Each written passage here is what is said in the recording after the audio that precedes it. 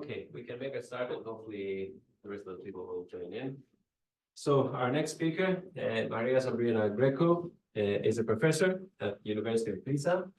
And that's where she also got her PhD degree some time ago. And then she's been, she had a visit in Georgia Tech Research Institute for a while. And she's obviously been back in Pisa for a while. She's an IEEE fellow.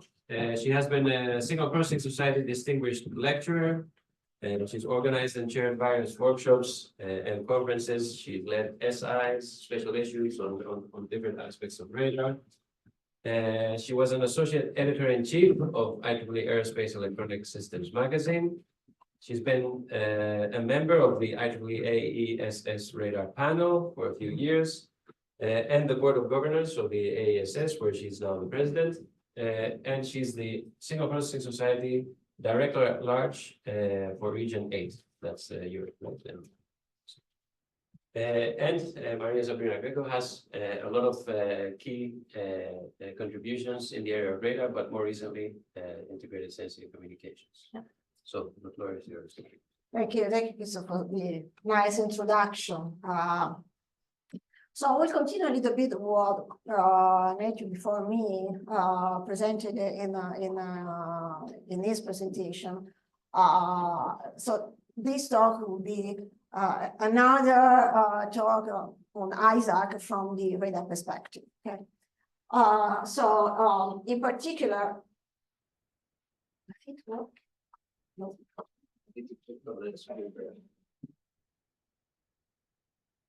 I click on the screen. Okay, let's see. Okay. Let me first introduce the concept of the cognitive radar, and then I will show you some example of the application of cognitive radars, integrated sensing communication. A very simple example that we worked on some years ago, spectrum sharing, and then the cognition applied to massive MIMO radar in ISAC, then ISAC also in automotive MIMO radars, and I will just conclusion. So what nowadays ISAC actually is exploding after the white paper on 6G, but in the radar community we started working on the coexistence between radar system and communication systems many years ago, because we realized that actually all the bandwidth that were initially dedicated only to radar application were being sold to commercial application. Of course, the market is there; it's a multi-billionaire market, and it's not like in the case of radars. So we found ourselves with the radar sharing the same bandwidth, the same sources for both sensing, radar sensing, and communication. And then the first approach this is still the approach for the legacy system, is to consider each other as interference. So the radar is an interference for the communication system, and the communication system is an interference for the radar system. Okay? So this was our first approach. But of course, it's not the smartest in the sense that when you design a new radars, new system, maybe you want to share something, that you want to save energy, you want to use the sources that you have in a smarter way. That's why we came with this idea of communication sensing, enabled sensing, and radar enabled communication systems. In the communication enabled sensing means that you use, your primary system is the communication one, and you use something in the communication system also to do sensing. The other one, the radar-enabled communication system, is something that you do, but actually the main purpose is not just one; is the other one. So we use, as already presented, the index modulations. So we change the parameters for this reason in order to transmit also some communication signal. This is the most modern one. So the idea of using the same waveforms, the same hardware, the same platform for performing in both the emissions. This is quite challenging, quite difficult, because we know that the emissions of the radar and emission of the communication systems are completely different. So we still work on some kind of balance in the same system between communication and essence. In all these three scenarios, so completely non-cooperative, partially cooperative, and fully cooperative systems, so the cognition can play a very important role. And I will talk about the cognition from the radar side. So what is the cognitive radar? The definition is there. And I will try to explain this block here, this cartoon here. So the main element on the cognitive radar is what is called the perception action cycle. So if you forget this bottom part of this figure, then you see the classical scheme of radar. So there is a dynamic environment. Radar perceive the environment, so sense of the environment. Then there is some signal processing, data science, and there is also some learning. But actually, this learning is used practically for updating the database and so on. Nothing really that impact what is transmitted. So the adaptivity is only on the receive. What happens in a cognitive radar? In a cognitive radar, there is a clear feedback between the receiver and the transmitter. It means that you learn from the environment, but then you take also an action. So you change the transmit parameters. Could it be the waveform, could it be the pulse repetition frequency, could it be the position of the antennas, could it be the number of the antennas themselves. So this is what you do in a cognitive radar. So let me show you first a very easy example of a very low level of cognition. That actually is the fully adaptive radar, more than cognitive. Why? Because this radar is just able to sense the environment, so the frequency bandwidth. Then here, this radar analyzes all the different bandwidth and is able to say, well, here there is another communication system that is transmitting, so that bandwidth is occupied, is not free. Very easy, very simple, and then what we can do. We designed this kind of system with a compressive sensor spectrum recognition, because we don't need exactly a perfect reconstruction of the spectrum. We only need to know whether the channel is occupied or not. And then we use the energy detector to do it. So a threshold, then we say, well, here the channel is occupied by another system or not. Then we model the dynamic of the channels with a Markov model, hidden Markov model. And then we use obviously sequential observation through the Ball-Welch method to estimate the parameter of the channel in an iterative way. Then based on that, we are able to estimate the probability of having that channel occupied in the next time instant. So if the probability of having occupied channel is greater than a threshold, then you don't transmit on that channel, because otherwise you have a collision. Otherwise, you transmit. So very easy example. And what we get is a low probability of collision using this system compared to the high probability of collision that is, of course, 0.5, where there is no any collision.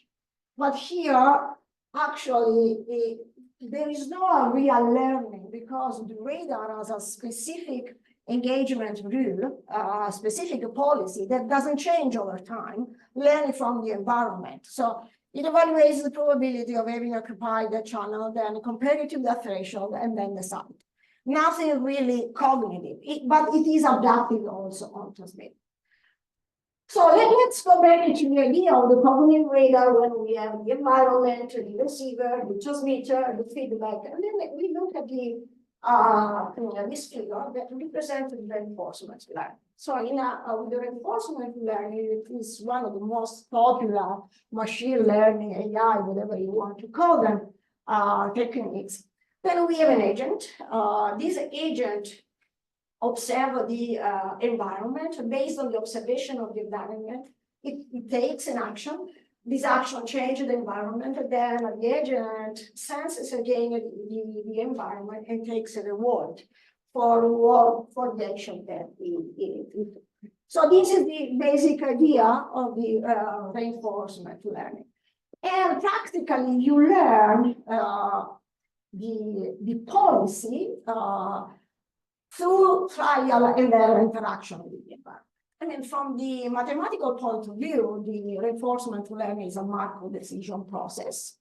And it is characterized by 4 parameters practically, S, A, P, and I. S is a finite set of states. So your environment can stay in S states, possible states. Then there is also a finite set of actions, A, that the agent can take towards the environment. Then there is P, the transition probability, from a state S to another state after some action has been performed. And then R, that is quite important, is a scalar, and it represents the reward. But what is fundamental here is the policy. So the policy is the map between the state in which the environment is and the action that the agent takes. And this policy is learned over time by the system. So there are no fixed rules. There is only an initialization of the process, and then the radar learns how to behave over time. This is the idea. And then over time, we learn the optimum strategy. Okay, and the reward is the scalar that the agent seeks to maximize. So the first example that we approach is the case of Massive MIMO radar. So we'll say just a few words about it, and then I will explain how we made the Massive MIMO radar accommodative. So Massive MIMO means that the number of virtual antennas, virtual elements is very, very high.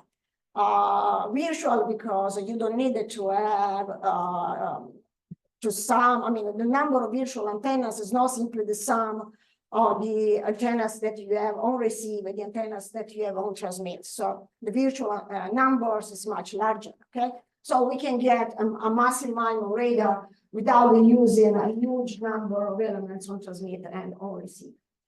And the idea is that we want to use all these degrees of freedom that we have to transmit waveforms that are actually correlated, so they are not orthogonal. Why? Because we want to design a beam pattern that practically focuses toward the angle beam where the targets are expected. And then you do it learning from the environment over time. This is the main idea of the Massive MIMO radar. So you see that the observed vector in after the down conversion or after the measured field and so on, then you have under the hypothesis H1, so when you have a target, you have the H, that is the virtual steering vector of the target or the receiver, alpha, that is the amplitude of the target, and C, that is the clutter. Don't forget that unfortunately in the radar application we have the clutter, that is a nightmare, and generally in communication we don't consider it as we do. You have multi-path, we have path. So W is the key of this example. It's a complex beamforming matrix that we use to synthesize correlated waveforms of the receiver. So what we proved that is quite important for the radar application is that actually having this large number of antennas, so a large number of degree of freedom, then we can build a detector that has the CFAR property. So constant false alarm rate property. It means that whatever the probability density function of the clutter, okay, the probability of false alarm is constant. That is a point that for the radar community is quite important, because we need to fix to set the threshold for the detection, And if it depends on many parameters that we don't know, then we cannot set the threshold. But if it is possible to build a detector whose threshold actually does not depend on the parameters that are unknown, then you can set the threshold. This is the idea. This is the CFAR detector. So with this assumption, that is quite easy. We only suppose that the correlation decreases, decays as a polynomial. And I mean, is a assumption that is always satisfied. So very, very mild. But of course, the downside is that you need to use a large number of antennas. Otherwise, this CFAR property is not satisfied. So we built, exactly the Neumann-Pearson detector that is the classical one in the reader application, but the wall type detector. And we proved that the wall type detector that is there has this CFAR property. So the probability density function when the number of virtual antennas increases. So when we are in the Massive MIMO regime, does not depend on the parameters that are unknown. It's simply a keysquare. And of course, the probability of detection depends on the parameters. So it depends on the correlation matrix of the disturbance. It depends on the signal to noise ratio. All the parameters that in radar applications are quite important. But the probability of false alarm is constant. That's quite interesting. So what we want to do, the idea is that we want to focus this beam pattern force on the target. So practically in our reinforcement learning, the state space is the number of possible angle beam that can be occupied by some target. So we divide the entire field of view in a certain number of angle beam. If I remember correctly, in the simulation that you are going to see, they are 10. And then the maximum number of the state is 10. So 0 to 10. No angle being occupied, 10 angle being occupied by some target. Then we want to focus our beams. So we want to design the matrix, weight matrix W, in order to increase the signal to noise ratio in the direction of the targets. But we don't know anything about the direction of targets. So we don't know where the targets are. We don't know how many they are. We know only that the maximum number is the maximum number of angle beams that we have set. So no other information on the targets. So how it works? Oh, well, simply the agent observes the environment, then based on the environment, it applies to wall type detector. So it has some detection. And then say that the state is the number of detection. So suppose that you have 3 detection in 3 different angle beams. But then the system takes an action.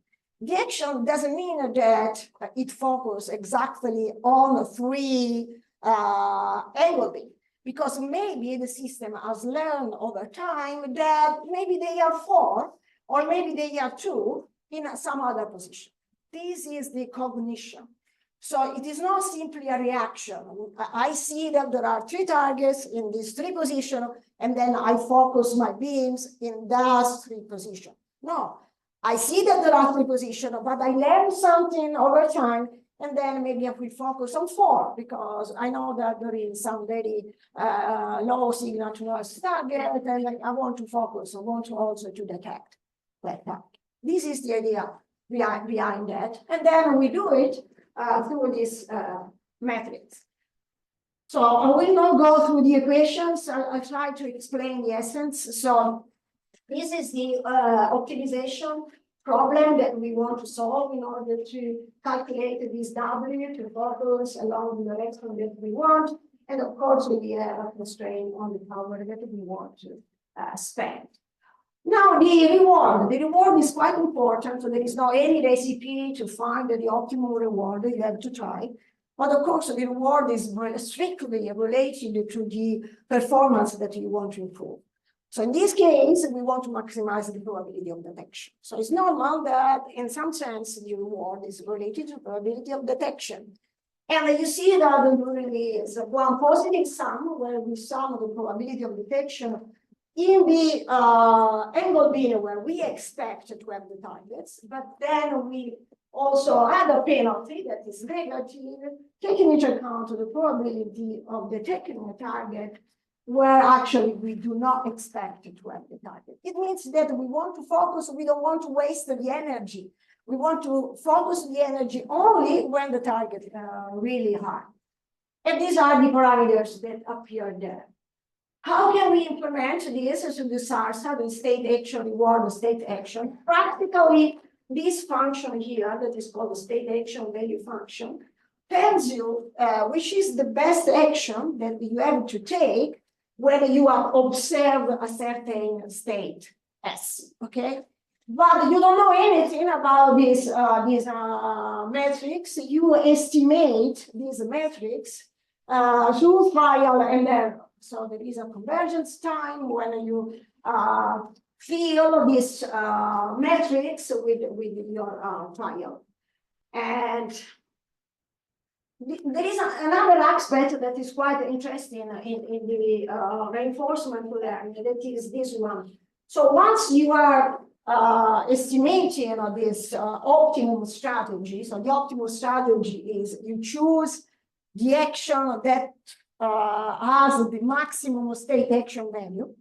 This is the optimum, but sometimes you don't want to explore simply what you have learned. You want to exploit something new. So it means that with a probability that is 1 minus epsilon, you always adopt the optimum action. But with a probability that is epsilon, you choose randomly one of the other actions. Because in this way, as we do in life, I mean, you don't always try something that you know very well. Sometimes you try something new because maybe it will give you something more than what you already got, okay? And this is exactly how it works. So there is a balance between exploration and exploitation. So the first example, see, we compared the probability of detection as a function of QFA for different targets with a very low signal to noise ratio, and particularly for the targets where the signal to noise ratio is quite low, the cognition is very useful. So the blue curve is when you transmit only directional, so you don't focus in any direction. Okay? But the black one is one you don't use cognition. You simply see that in the previous detection, you have detected 3 targets, and then you focus the beam along the 3 targets. So this is simply fully adaptive, no problem. The red curve is the adaptive one, and the cognitive one. And you see that particularly for low signal to noise ratio, the probability of detection is much, much higher than in the other case. So how can we use this idea in a high ISAC system? Well, we have again a massive MIMO system with a large number of degrees of freedom. Why don't you use this degree of freedoms to focus the beams towards some target, but also towards some communication user? So I can synthesize multiple beams. Then let's think about it. Maybe we can do the same also for the communication. So we can embed in the radar waveforms also the communication waveforms. I mean, this is a scheme of what we did. So again, we have the field of view, we divided the field of view in different angle bits, and this is what we get at the end. I will explain a little bit more with the next slide. So these are the beams where there are the radar targets that we want to detect. And this actually is the beam focused towards the communication channel.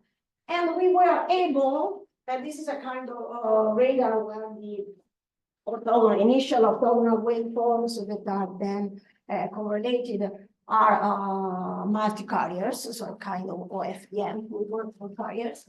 And then we are able to associate to each of your orthogonal waveform also multiple communication signals, as you can see. We worked with the AM and we worked also with the phase communication. So the communication receiver, after down conversion, after meshed filtering and whatever, then you have alpha, that is the channel coefficient that is supposed to be known, at least estimated.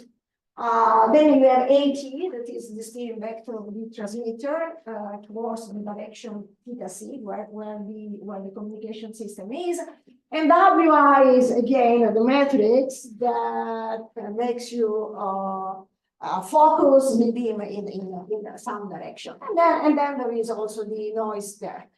Then what you want to do is that here, the beam where we have the communication system, we want to include, we want to transmit some communication signal. It could be in the amplitude, it could be in the phase, but actually it's much better to go with the phase in our case. So in this case, the optimization problem is quite similar to what we have optimized before. So we have the same definition here with a constraint of power. This is the shape of the beam, but here we have two different constraints.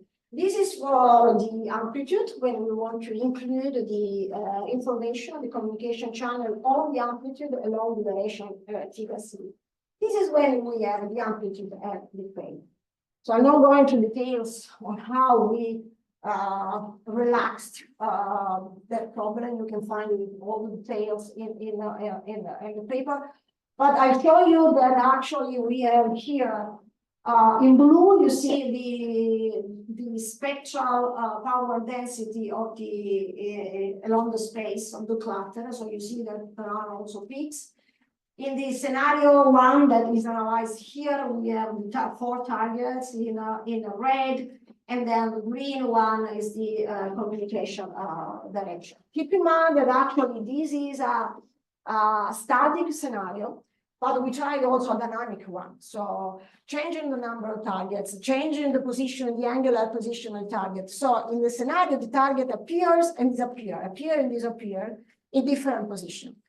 And we changed also the parameters that are used in reinforcement learning in order to maximize the performance. And we have seen that it's quite fast in the convergence. So after a few iterations, the system understands where to focus the beams, and is able to do it also in a dynamic scenario. And here we compared this is what we obtained, and then we have the bit error rate for the piano. Of course, this is not a very high throughput. I know it. On the communication side, you look for many an order of magnitude that is higher than what we obtained. But anyway, if we have say that we have anti-prime waveforms, small carriers, and then we have a PRF that is a certain value, then the rate will be the product between the PRF, the number of orthogonal waveforms, times L, the number of L number of symbols that are transmitted. So this is the rate. Now we applied something similar to a system that has, of course, a small number of antennas, because this is automotive radar. This is not a massive MIMO. This is a MIMO, and that's it. And actually, we did that with, if I remember, I'll show you in the next slides, with 6 antennas. That's a typical parameter of commercial MIMO radar for automotive application. So in this case, we have a total number of transmit antenna that is N. A number of this total number of the antennas can be divided between the number of antennas that can be used for sensing, say N sub 1, and the number of antennas that are used for communication, N sub 2. Of course, the sum N1 plus N2 is equal to N. So now the problem is, depending on the scenario, so the challenging on the communication side or all the sensing side, we want to choose the number of antennas that we use for communication and thus that we use for radar. Why? Because the number of antennas that we use for radar helps in improving the resolution that we have, so the estimation in the DOA of the direction of arrival. In terms of communication, of course, it helps in the signal-to-noise ratio. So this is the idea. So keep in mind that. So the signal that is transmitted actually is one part that is for sensing and one part that is for communication. And you see the steering vector of the portion of the antenna that is used for sensing. This is the steering vector of the portion of antenna that is used for communication. S are all the waveforms. In this case, all the radar waveforms are orthogonal. There is no, we are not trying to focus the direction, the beam in some direction. But here for communication, we have these orthogonal waveforms for communication, and then W is the Greco matrix. And we suppose that these are quite normal. So there is a lot of orthogonality in the waveforms used for communication, for sensing communication, and also they are independent. Okay. So what we have at the target, when we detect the target, what we have at the receiver is the sum of the L, where L is the number of targets, the amplitude of the target, B, that is the steering vector of the receiver, and then we have the signal X that has been transmitted and delayed, depending on the distance, and then we have a shift, Doppler shift due to the movement of the target, and then we have some noise. Then when we, this is after down conversion, then we apply the mesh filtering and putting everything in the matrix into a vector. Then we have that practically our observed vector is the sum of all the targets with the amplitude. This is the virtual steering vector, taking into account the steering vector of the receiver and the steering vector of the detector, and this is the noise. We suppose that the noise is white Gaussian. And for the communication, then what we have, our system, communication system, of course, we receive something that is related to the waveform, the transmission waveform, the communication waveforms, but also something that is related to the radar waveforms, plus the noise. And this is the channel for the communication channel, and these are the parameters of the sensing channel that we supposed to know, we supposed to be estimated. And the signal to noise ratio for each of the K user in the communication side is defined in this way. Classical definition. This is the channel that we are considering, so the K user.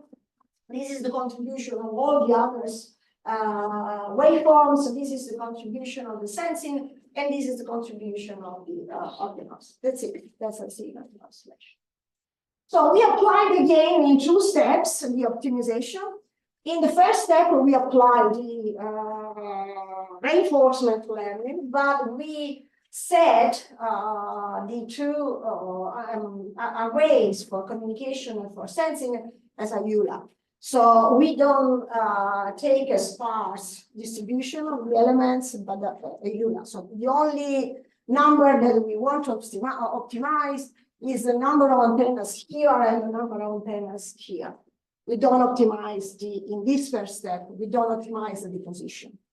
The reason is that if we want to optimize it through the reinforcement learning, the position of the antennas, we could do, but actually all the combinations that we have is very, very large. It means that the number of action of the system is very, very large, and then the conversions rate is low. That's why we don't do that, and we simply consider this configuration. So in our case, we start with 0 sensing antennas, all of used for communication, and then our action is remove one, remain unchanged with the number of antennas, add another one.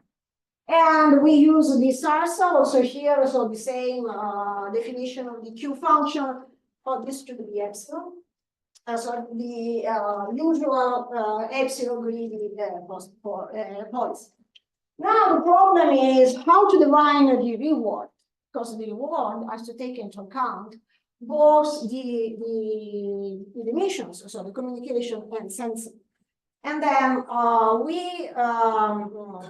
of course, since our goal is to improve the accuracy of the estimation of the direction of arrival for the target and the signal to noise ratio at the K user for the communication, then practically our rewards are strictly related to these two functions.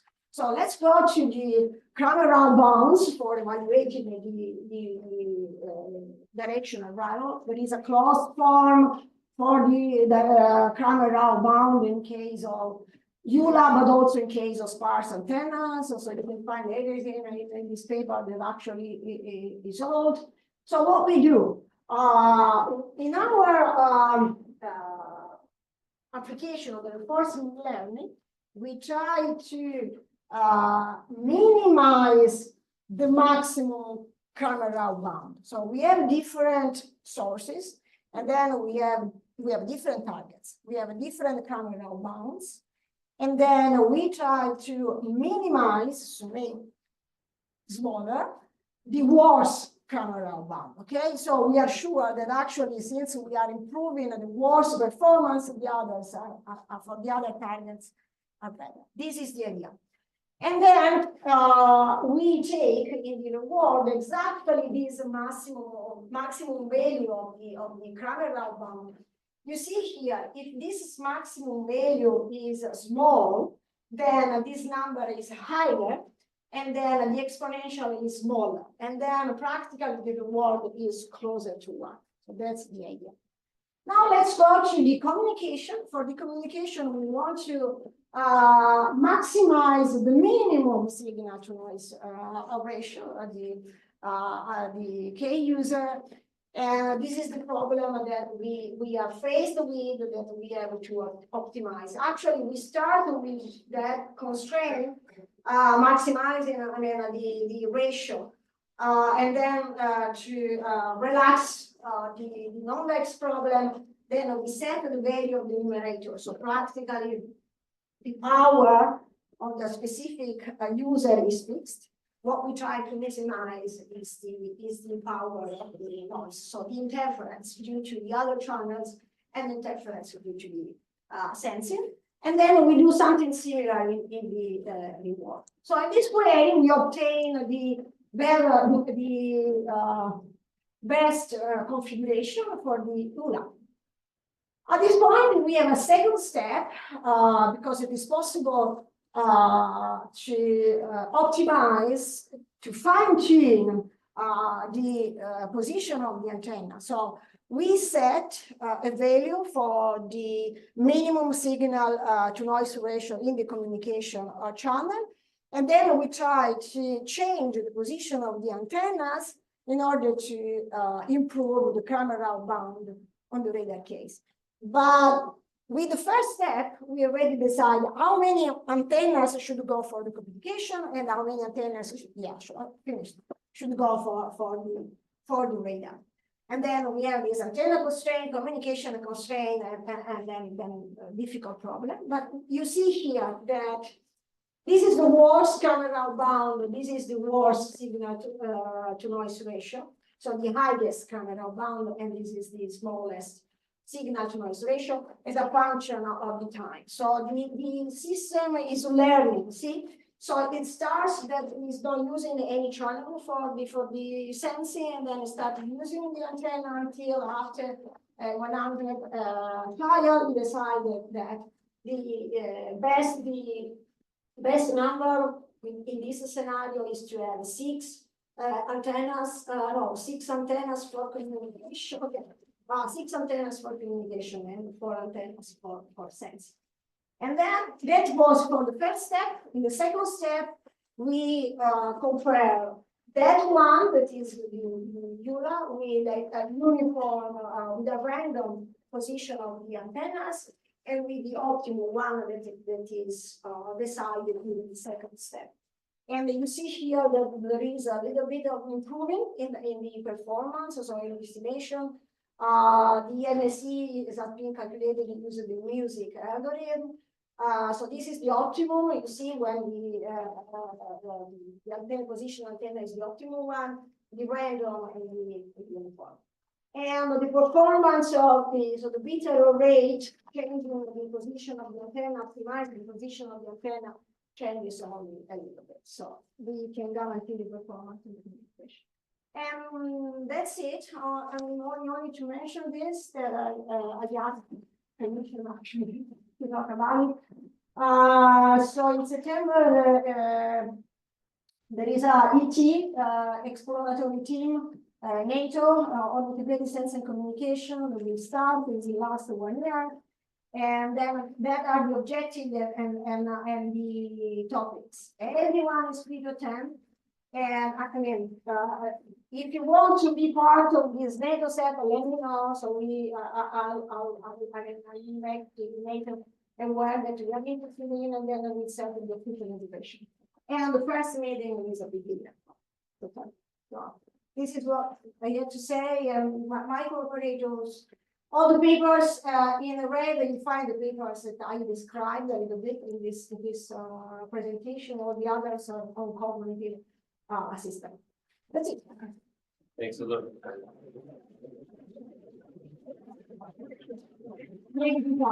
Any questions for Sabrina? I'm sorry. So a very interesting talk. So I was wondering, so I have two general questions regarding your reinforcement learning approach. So first one is, have you compared with, let's see, the karma filtering or this kind of tracking approaches, especially in your first? We have not compared it with tracking, but actually the Kalman filter, at least in radar application, is not that used for steering the beam. Not in such application. It is used when you want to do angle checking and so on. But in your scenario, is the target moving or? Yeah, I mean, in the results that you have seen, there is only a target in the fixed position, and the signal actualization doesn't change with time. But actually, we have also analyzed the case in which the target moves back and forth. So changes the signal to noise ratio, and then changes the position, the angular position. So for some interval, you have three targets in some position, then ones appear and another one appear in other places. And we have seen that actually the reinforcement awareness is quite good in focusing the antenna.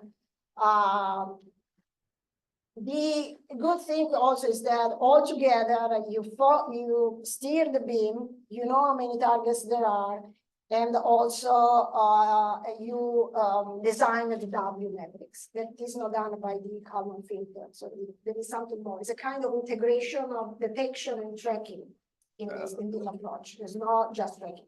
Okay, thank you. The second question is about your reward. It seems to me that in the first scenario, this tracking scenario, you have this reward as a PD, right? The detection probability. And the second study you use CRB as a reward. Yes. And both of these two rewards, do they require the ground truth of the targets? This is true, but actually the reward, the PD, is calculated based on the parameters that you have estimated. It's not the true PD. It's the expression of the PD where you put the parameters that you have estimated in the previous time interval. So it's not very, very good question. Actually, it's not the true one. And it's the same for the Kramer-Dow bounds. The Kramer-Dow bounds are practically updated in the estimation, so that I know the true values, because we don't have the position. Right. So I was wondering, what if you replace that CRB with some sort of Bayesian CRB or? Yeah. I mean, this is not the only way to approach this problem. There are multiple ways of designing the reward. The reward is an important part of the reinforcement learning, but unfortunately, there is no any rule that we could apply and say, this is the optimal one. Then, I mean, you have some idea, and then you try, to design, to tune the reward. But there are others, I'm sure. In our case, it worked out. Okay, thank you very much. Thank you. Any other question? I think we have, yeah, please. Hi, thank you for your talk. I wanted to know, so for the epsilon value that balances exploitation and exploration, so how do you go about deciding that? And do you have any analysis for, let's say, the radar performance for varying that value from 0 to 1? You mean the epsilon? That is, Epsilon, okay, yeah. yeah. We have done a precise analysis of that in our scenario, because the idea is that when you have an epsilon that is high, so it is close to 1, then it means that you think that what you have learned is not that important. So you want to explore more. If epsilon is small, close to 0, it means that what you know is good. So you want to exploit, you don't want to explore. So it means that if the value of epsilon is large, is close to 1, particularly at the beginning of the training, then you learn a lot and you learn very, very fast. And then your curve of the convergence goes very fast. Then it arrives at some point that is a kind of saturation that is not the optimal one. If you start with a very low value, then it means that you are very slow in learning. So the convergence at the beginning is low, but the value of the convergence is high. So the idea that we applied was to change the value of epsilon. So practically, you calculated the reward at the time instant k and the time instant k minus 1. If there is a big difference between this reward, it means that you need to learn more, and then alpha is large. Otherwise, if it is really small, it means that you learned everything and the value is really small. And we obtain the performance that are the best of the best. So changing the value of epsilon, then you largely improve the performance. Yeah, we did this analysis. Thank you. Any more questions? So we have a bed online. So a bed, our usual suspect. So a bed. Yeah, very active. Yeah. Thank you. Can I ask? Please, yeah. A quick one, please, yeah.